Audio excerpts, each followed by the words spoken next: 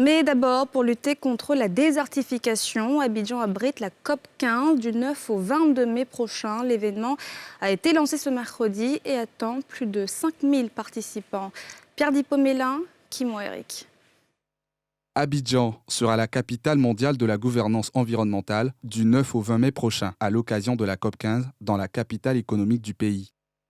5000 participants sont attendus, parmi eux, des experts qui vont plancher sur la préservation et la restauration des écosystèmes terrestres, la gestion durable des forêts, la lutte contre la dégradation des sols.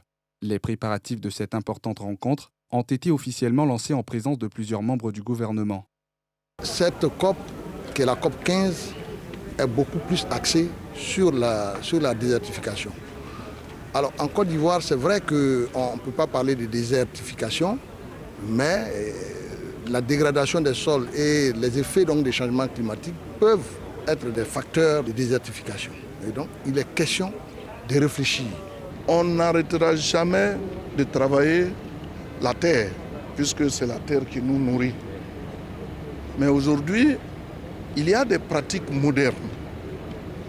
Il y a des éléments nouveaux qui nous permettent d'enrichir nos sols et de ne pas travailler sur de grands espaces et avoir de la production intensive.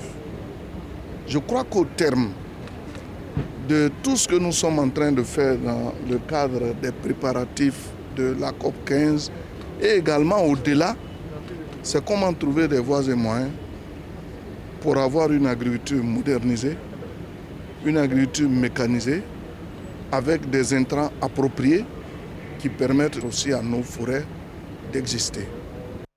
La Côte d'Ivoire, qui avait 16 millions de forêts dans les années 60, se retrouve aujourd'hui avec moins de 3 millions, du fait de l'action de l'homme. D'où l'intérêt de la Côte d'Ivoire pour le thème de cette conférence internationale, restauration des terres dégradées et agriculture du futur.